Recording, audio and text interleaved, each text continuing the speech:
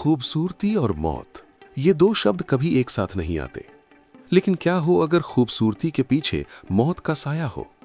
क्या हो अगर जो हाथ आपको सुंदर बनाने के लिए आपके चेहरे को छू रहे हो, वही हाथ आपकी जान लेने की साजिश रच रहे हो? मुंबई के एक लग्जरी ब्यूटी पार्लर में काम करती थी सिमरन, 28 साल की खूबसूरत मेकअप आर्टिस्ट। उसके हाथों में जादू था। वो किसी को भी बदल सकती थी, चेहरे से लेकर पर्सनैलिटी तक। लेकिन सिमरन के अंदर एक और चेहरा छुपा था, एक ऐसा चेहरा जो किसी ने नहीं देखा था। सिमरन सिर्फ मेकअप नहीं करती थी, वो अमीर क्लाइंट्स को सिड्यूस करती थी, उन्हें ड्रग देती थी, उन्हें लूटती थी और जरूरत पड़ने पर उनकी जान भी ले लेती थी। आज की कहानी एक ऐसी औरत की है जिसने अपनी खूबसूरती को हथियार बनाया, एक ऐसी औरत जिसने पैसों के लालच में कई बेगुनाह लोगों की जान ली। यह है सिमरन की कहानी, एक सीरियल किलर की कहानी जो मेकअप के ब्रश के पीछे खून से सने हाथ छुपाए हुए थी। ये कहानी आपको दिखाएगी कि कैसे लालच इंसान को हैवान बना देता है, कैसे खूबसूरत चेहरे के पीछे खतरनाक दिमाग हो सकता है और कैसे हर अपराधी एक दिन पकड़ा जाता है। मुंबई के बांद्रा इलाके में था ग्लैमर स्टूडियो, एक हाई एंड ब्यूटी पार्लर। यहां सिर्फ अमीर लोग आते थे, बिजनेसमैन, पॉलिटिशियंस, सेलिब्रिटीज की वाइफ्स। इसी पार्लर में काम करती थी सिमरन वर्मा। सिमरन 28 साल की एक स्टनिंग औरत थी। लंबे काले बाल, शार्प फीचर्स, परफेक्ट फिगर और एक मोहक मुस्कान। उसकी आंखों में एक अजीब सी चमक थी जो लोगों को अट्रैक्ट करती थी, लेकिन साथ ही एक अंधेरा भी छुपाए हुए थी। सिमरन का बैकग्राउंड बहुत साधारण था। वो एक स्मॉल टाउन कानपुर से मुंबई आई थी। उसका सपना था बड़ी मेकअप आर्टिस्ट बनने का, बॉलीवुड में काम करने का। लेकिन मुंबई में स्ट्रगल बहुत कठिन था। पैसों की कमी, छोटे से रूम में रहना और बड़े सपने, ये सब सिमरन को फ्रस्ट्रेट कर रहा था। मैं इस तरह नहीं जी सकती, सिमरन ने एक दिन अपने बॉयफ्रेंड विक्रम से कहा। विक्रम 30 साल का अनएम्प्लॉयड युवक था। वो छोटे मोटे इल्लीगल काम करता था, ड्रग सप्लाई, स्टोलन गुड्स की डीलिंग। विक्रम और सिमरन का रिलेशनशिप 3 साल पुराना था। दोनों में एक चीज कॉमन थी, पैसों की भूख। तो क्या करना चाहती हो? विक्रम ने पूछा।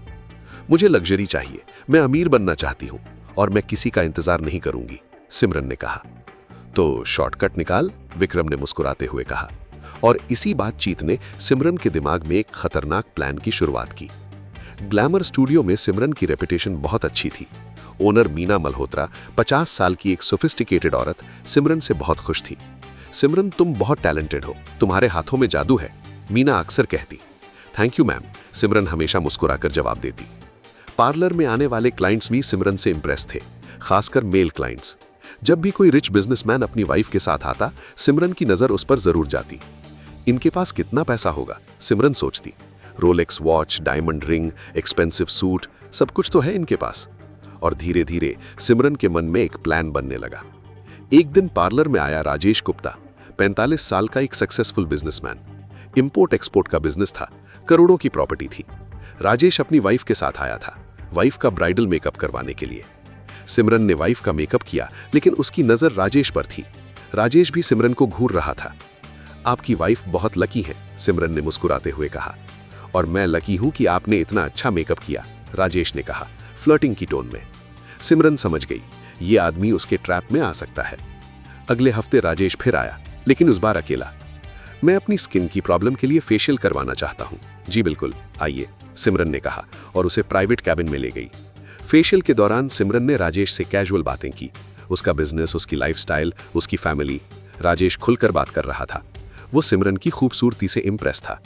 सिमरन, आप शादीशुदा हैं? सिमरन ने मुस्कुराकर कहा। नहीं, अभी तक सही इंसान नहीं मिला। तो कभी कॉफी पीने चले? राजेश ने हिंट दिया। क्यों नहीं, सिमरन ने कहा।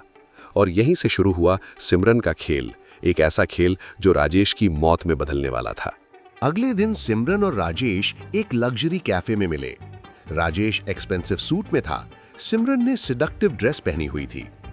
आप बहुत खूबसूरत लग रही हैं, राजेश ने कहा। थैंक यू, सिमरन ने शर्माते हुए कहा, लेकिन ये सब एक्टिंग थी। कैफे में दोनों ने बात की। राजेश अपने बिजनेस के बारे में बताता रहा और सिमरन ध्यान से सुनती रही, मन ही मन कैलकुलेट करती हुई कि इस आदमी को कैसे फंसाया जाए। राजेश, आप इतने सक्सेसफुल हैं, फिर भी इतने डाउन टू अर्थ, सिमरन ने तारीफ की। आप जैसी खूबसूरत लड़की के सामने कौन घमंड दिखाएगा, राजेश ने फ्लर्ट किया। दोनों की मुलाकातें बढ़ने लगीं। राजेश को लगने लगा कि सिमरन उससे जेन्युइनली अट्रैक्ट हो रही है, लेकिन असलियत कुछ और थी। हर रात सिमरन विक्रम को सब डिटेल बताती। विक्रम, ये राजेश बहुत अमीर है, इसके पास डायमंड रिंग है, रोलेक्स वॉच है और वॉलेट में हमेशा कैश रहता है, सिमरन ने कहा। 2 हफ्ते बाद सिमरन ने राजेश को अपने फ्लैट पर इनवाइट किया। राजेश, मैं तुम्हारे लिए डिनर बना रही हूँ, आओगे? सिमरन ने फोन पर कहा।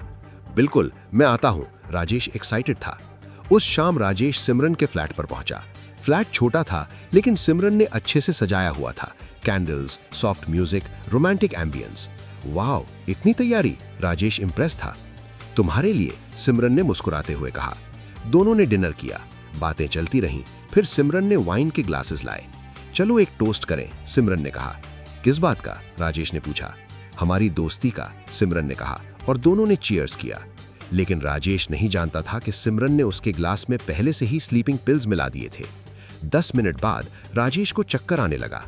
मुझे कुछ अजीब फील हो रहा है, राजेश ने कहा। क्या हुआ? तुम ठीक तो हो? सिमरन ने फेक कंसर्न दिखाया। मुझे नींद आ रही है, राजेश ने कहा और सोफा पर गिर गया बेहोश। सिमरन ने तुरंत विक्रम को कॉल किया। आ जाओ, काम हो गया। विक्रम 10 मिनट में पहुंच गया। दोनों ने मिलकर राजेश की जेबें चेक की। वॉलेट में 50,000 cash, ATM cards, Rolex watch, gold chain. Jackpot, Vikram खुश हो गया। सब निकाल लो, सिमरन ने कहा। लेकिन तभी राजेश ने थोड़ा हिलना शुरू किया। ये जाग रहा है, विक्रम घबरा गया। सिमरन ने तुरंत एक कुशन उठाया और राजेश के मुंह पर दबा दिया। राजेश स्ट्रगल करने लगा, लेकिन वो पहले से ही वीक था। कुछ मिनटों बाद राजेश की हरकत रुक गई। मर गया था। तुमने इसे मार दिया? विक्रम शॉक था। इसके अलावा कोई ऑप्शन नहीं था, सिमरन ने ठंडे स्वर में कहा। अब इसकी बॉडी को डिस्पोज करना होगा। राजेश की बॉडी को डिस्पोज करना आसान नहीं था, लेकिन विक्रम के कॉन्टैक्ट्स थे, कुछ क्रिमिनल्स जो ऐसे काम करते थे। उन्होंने राजेश की बॉडी को एक बड़े बैग में डाला और रात के अंधेरे में मुंबई के बाहर एक सुनसान जगह पर ले गए। वहां उन्होंने बॉडी को एक गहरे गड्ढे में दफना दिया। अब कोई पता नहीं लगा सकता, विक्रम ने कहा। सिमरन ने राजेश के ATM कार्ड्स यूज करके 5 लाख रुपए निकाल लिए। वॉच और ज्वेलरी बेचकर 10 लाख और मिले, टोटल 15 लाख। इतने पैसे! सिमरन खुशी से झूम उठी। और ये तो सिर्फ शुरुआत है। अगले हफ्ते राजेश की वाइफ ने मिसिंग कंप्लेंट फाइल की। पुलिस ने इन्वेस्टिगेशन शुरू की, लेकिन कोई क्लू नहीं मिला। राजेश की आखिरी लोकेशन पार्लर थी, लेकिन पार्लर में तो सिर्फ उसकी वाइफ का अपॉइंटमेंट था। सिमरन सेफ थी, या ऐसा उसे लगता था। पैसे मिलने के बाद सिमरन और विक्रम ने अपनी लाइफस्टाइल अपग्रेड कर ली। Better flat, expensive clothes, luxury restaurants. लेकिन ये काफी नहीं था। एक शिकार से सिर्फ 15 लाख मिले, मुझे और चाहिए, सिमरन ने कहा। तो फिर नेक्स्ट आगे ढूंढो, विक्रम ने कहा। और सिमरन ने अपना अगला शिकार चुना, संजय मेहता, एक पॉलिटिशियन। उम्र थी 50 साल, फैमिली मैन इमेज थी, लेकिन असल में वो एक करप्ट आदमी था। करोड़ों का ब्लैक मनी था। संजय पार्लर में अपनी बेटी की शादी के लिए आया था, ब्राइडल मेकअप पैकेज बुक करने के लिए। सिमरन ने उसे हैंडल किया। सर, आप बहुत फेमस हैं, मैं आपको टीवी पर देखती रहती हूँ, सिमरन ने फ्लैटरी की। अरे, आप जानती हैं मुझे? थैंक यू, संजय खुश हुआ। स्लोली सिमरन ने संजय को भी अपने जाल में फंसा लिया। संजय भी उसकी खूबसूरती से अट्रैक्ट हुआ। 3 हफ्ते बाद संजय भी सिमरन के फ्लैट पर आया और उसका अंत भी वैसा ही हुआ जैसा राजेश का हुआ था। ड्रग्ड, रॉब्ड, मर्डर्ड और बॉडी डिस्पोज्ड। इस बार सिमरन को 25 लाख मिले, कैश और ज्वेलरी मिलाकर। इतने पैसे! सिमरन खुशी से झूम उठी। और ये तो सिर्फ शुरुआत है। बार बार एक ही पैटर्न यूज करने वाले क्रिमिनल्स की भी एक वीकनेस होती है, वो ओवर कॉन्फिडेंट हो जाते हैं। और सिमरन भी वही गलती करने वाली थी। तीसरा शिकार था Amit Chadha, 39 year old diamond merchant. उसके पास हमेशा एक्सपेंसिव ज्वेलरी रहती थी।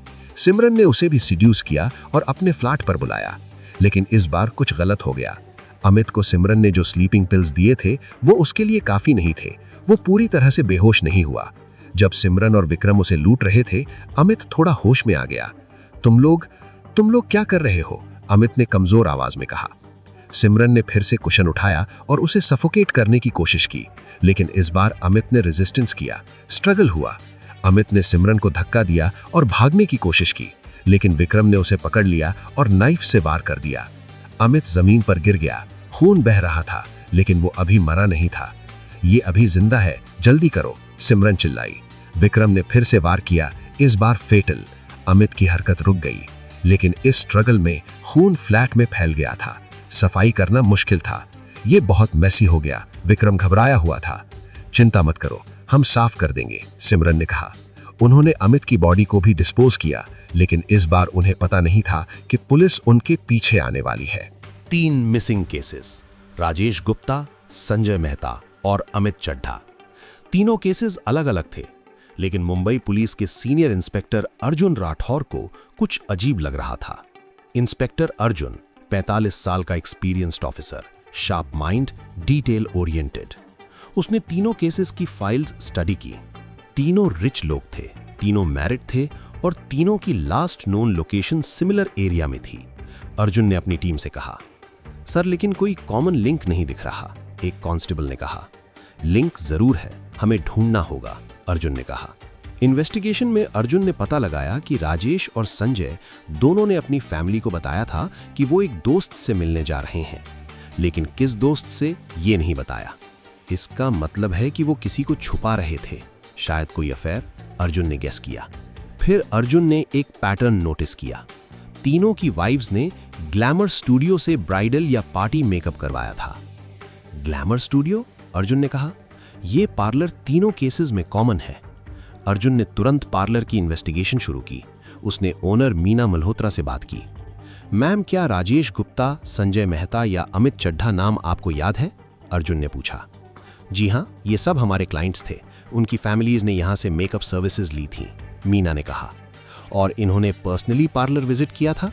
अर्जुन ने पूछा। हाँ, राजेश और संजय तो कुछ बार पर्सनली भी आए थे। वो अपनी वाइफ्स के साथ थे और फिर अकेले भी आए थे फेशियल के लिए, मीना ने बताया। किसने हैंडल किया था उन्हें? अर्जुन ने पूछा। सिमरन, वो हमारी बेस्ट मेकअप आर्टिस्ट है, मीना ने कहा। अर्जुन की आंखें चमक उठीं। सिमरन वर्मा? अर्जुन ने पूछा। जी, सिमरन ने मुड़कर देखा और पुलिस यूनिफॉर्म देखकर थोड़ी घबराई। मैं इंस्पेक्टर अर्जुन राठौर हूं, मुझे आपसे कुछ सवाल पूछने हैं। जी जरूर, सिमरन ने नर्वस होकर कहा। आप राजेश गुप्ता को जानती हैं? जी, वो हमारे क्लाइंट थे, उनकी वाइफ का मेकअप मैंने किया था, सिमरन ने कहा। और उनसे आपकी पर्सनल मुलाकात हुई थी? अर्जुन ने डायरेक्ट पूछा। सिमरन के चेहरे पर हल्की घबराहट आई। नहीं तो मैंने सिर्फ पार्लर में ही देखा है उन्हें। लेकिन अर्जुन ने उसकी बॉडी लैंग्वेज पढ़ ली। आप श्योर हैं? जी बिल्कुल, सिमरन ने कहा। अर्जुन ने उससे कुछ और सवाल पूछे और फिर चला गया, लेकिन उसे कंफर्म हो गया था कि सिमरन कुछ छुपा रही है। उसी शाम अर्जुन ने सिमरन की बैकग्राउंड चेक करवाई। पता चला कि सिमरन के बैंक अकाउंट में पिछले 3 महीनों में बड़ी रकम आई है, कैश डिपॉजिट्स, ज्वेलरी सेल्स। एक पार्लर की मेकअप आर्टिस्ट के पास इतना पैसा कहां से आया? अर्जुन ने सोचा। उसने सिमरन पर सर्वेलेंस लगा दी। कुछ दिनों तक सिमरन और विक्रम की मूवमेंट्स ट्रैक की गईं। एक दिन सर्वेलेंस टीम ने देखा कि सिमरन और विक्रम एक ज्वेलरी शॉप में गए और कुछ एक्सपेंसिव आइटम्स बेच रहे हैं। सर, ये लोग सस्पिशियस आइटम्स बेच रहे हैं, टीम ने अर्जुन को इन्फॉर्म किया। अर्जुन ने तुरंत उस ज्वेलरी शॉप की सीसीटीवी फुटेज मांगी। फुटेज में क्लियरली दिख रहा था कि सिमरन और विक्रम एक डायमंड रिंग बेच रहे हैं, वही रिंग जो अमित चड्ढा की थी। गॉटचा, अर्जुन मुस्कुराया। अब तुम बच नहीं सकती सिमरन। अगली सुबह पुलिस टीम ने सिमरन और विक्रम को उनके फ्लैट से गिरफ्तार कर लिया। सिमरन वर्मा और विक्रम शर्मा, आप दोनों गिरफ्तार हैं राजेश गुप्ता, संजय मेहता और अमित चड्ढा की हत्या के आरोप में, अर्जुन ने अनाउंस किया। क्या हत्या? मैंने किसी को नहीं मारा, सिमरन चिल्लाई। हम देखेंगे, अर्जुन ने कहा। पुलिस स्टेशन में दोनों से अलग अलग इंटेरोगेशन हुई। सिमरन के साथ, सिमरन, तुमने अमित चड्ढा की डायमंड रिंग कैसे मिली जो तुमने ज्वेलरी शॉप में बेची? अर्जुन ने सीधा सवाल पूछा। वो मुझे किसी ने गिफ्ट की थी, सिमरन ने झूठ बोला। किसने? नाम बताओ, अर्जुन ने प्रेशर डाला। सिमरन चुप रह गई। देखो सिमरन, हमारे पास एविडेंस है। तुमने राजेश को सेड्यूस किया, उसे अपने फ्लैट पर बुलाया, ड्रग दिया, लूट किया और फिर मार दिया। सेम संजय के साथ भी किया और अमित के साथ भी। अर्जुन ने सब बता दिया। सिमरन के चेहरे का रंग उड़ गया। तुम्हारे बैंक अकाउंट में सस्पिशियस ट्रांजैक्शंस हैं। तुम्हारे फ्लैट की फॉरेंसिक टीम ने ब्लड स्टेन्स पाए हैं जो तुमने साफ करने की कोशिश की थी, लेकिन ट्रेसेस रह गए। और सबसे इंपॉर्टेंट, हमने अमित चड्ढा की बॉडी ढूंढ ली है। अर्जुन ने बम फोड़ दिया। सिमरन शॉक्ड रह गई। नहीं, ये नहीं हो सकता। हाँ, तुमने जिस जगह बॉडी डिस्पोज की थी वहां कुछ लोकल्स ने देख लिया था। हमने बॉडी रिकवर कर ली है, फॉरेंसिक रिपोर्ट्स आ गए हैं, मर्डर कंफर्म हुआ है, अर्जुन ने कहा। अब सिमरन को समझ आ गया कि वो फंस चुकी है। उसकी आंखों में आंसू आ गए। दूसरे रूम में विक्रम भी टूट गया। उसने सब कुछ कन्फेस कर दिया, कैसे सिमरन ने प्लान बनाया, कैसे उन्होंने तीनों को मारा, कैसे बॉडीज डिस्पोज की। जब दोनों के कन्फेशंस कंपेयर किए गए तो सब मैच हो गया। अर्जुन ने दोनों को एक साथ कन्फ्रंटेशन के लिए बुलाया। तुम दोनों ने मिलकर 3 बेगुनाह लोगों की जान ली, सिर्फ पैसों के लालच में? अर्जुन ने कहा। सर, हमें माफ कर दीजिए, हमने गलती कर दी। सिमरन रोने लगी। माफी? 3 परिवारों को बर्बाद कर दिया तुमने, 3 बच्चों के पिता को मार डाला और अब माफी? अर्जुन गुस्से में था। सर, ये सब सिमरन का प्लान था, मैं तो बस उसकी हेल्प कर रहा था। विक्रम ने ब्लेम शिफ्ट करने की कोशिश की। झूठ बोलते हो, तुमने ही तो नाइफ से अमित को मारा था, सिमरन चिल्लाई। दोनों एक दूसरे पर ब्लेम डालने लगे। बस, तुम दोनों इक्वली गिल्टी हो, अर्जुन ने कहा। अब कोर्ट डिसाइड करेगी तुम्हारी सजा। कोर्ट में ट्रायल शुरू हुआ। प्रोसिक्यूशन ने सारे प्रूफ्स प्रेजेंट किए, CCTV footage, bank statements, forensic reports, jewellery shop records और सबसे इंपॉर्टेंट, दोनों के कन्फेशंस। तीनों विक्टिम्स की फैमिलीज कोर्ट में मौजूद थीं, रोते हुए, न्याय की मांग करते हुए। योर ऑनर, इन दोनों ने हमारे पति को सिर्फ पैसों के लिए मार डाला, मेरे बच्चे अब अनाथ हैं, राजेश की विडो ने कहा। संजय की बेटी ने भी अपनी बात रखी। मेरी शादी से 1 हफ्ते पहले मेरे पापा को इन लोगों ने मार दिया। मेरी शादी में मेरे पापा नहीं थे और ये दर्द कभी नहीं भरेगा। जज ने सब सुना, एविडेंस रिव्यू किए और फिर अपना फैसला सुनाया। सिमरन वर्मा और विक्रम शर्मा, आप दोनों ने प्रीमेडिटेटेड मर्डर किया है। ये सिर्फ एक नहीं बल्कि 3 मर्डर्स हैं। आप दोनों ने अपनी खूबसूरती और चालाकी का इस्तेमाल करके इनोसेंट लोगों को फंसाया, उनकी जान ली और उनके परिवारों को बर्बाद किया। ये आईपीसी सेक्शन 302 मर्डर और सेक्शन 120B के तहत सबसे गंभीर अपराध है। मैं आप दोनों को उम्र कैद की सजा सुनाता हूं, बिना किसी पैरोल की पॉसिबिलिटी के। कोर्ट रूम में साइलेंस छा गई। सिमरन और विक्रम की आंखों से आंसू बह रहे थे, लेकिन अब बहुत देर हो चुकी थी। आज सिमरन और विक्रम जेल में अपनी सजा काट रहे हैं। उनके लग्जरी के सपने धूल में मिल गए। वो जिस अमीरी के लिए 3 लोगों की जान ली थी, वो उन्हें कभी नहीं मिलेगी। ग्लैमर स्टूडियो अब भी चलता है, लेकिन सिमरन की जगह किसी और ने ले ली है। मीना मल्होत्रा को कभी विश्वास नहीं हुआ कि उसकी बेस्ट मेकअप आर्टिस्ट एक सीरियल किलर थी। मैंने कभी नहीं सोचा था कि सिमरन ऐसी निकलेगी, मीना ने एक इंटरव्यू में कहा। वो इतनी टैलेंटेड थी, इतनी स्वीट थी, लेकिन उसके अंदर एक मॉन्स्टर छुपा हुआ था। इंस्पेक्टर अर्जुन को इस केस को सॉल्व करने पर अवार्ड मिला, लेकिन उसके लिए असली सैटिस्फैक्शन ये था कि 3 परिवारों को न्याय मिल गया। ये केस मेरे करियर का सबसे डार्क केस था, लेकिन ये सिखाता है कि कोई भी कितना भी चालाक हो, कानून की नज़र से नहीं बच सकता। ये कहानी हमें सिखाती है कि लालच इंसान को कहां से कहां ले जाता है। सिमरन एक टैलेंटेड मेकअप आर्टिस्ट थी। उसके पास स्किल था, टैलेंट था। अगर वो मेहनत से काम करती तो एक दिन जरूर सक्सेस मिलती, लेकिन उसने शॉर्टकट चुना और वो शॉर्टकट उसे जेल की काल कोठरी में ले गया। खूबसूरती हथियार बन सकती है, लेकिन अगर उसका गलत इस्तेमाल किया जाए तो वो खुद को भी बर्बाद कर देती है। आज सिमरन अपने किए पर पछता रही है, लेकिन समय गुजर चुका है। 3 लोगों की जान जा चुकी है, 3 परिवार बर्बाद हो चुके हैं। सावधान रहें, हर चमकती चीज सोना नहीं होती और हर मुस्कुराता चेहरा दोस्त नहीं होता। याद रखिए, हर गुनाह की सजा मिलती है, कानून की नजर से कोई नहीं बच सकता। समाप्त।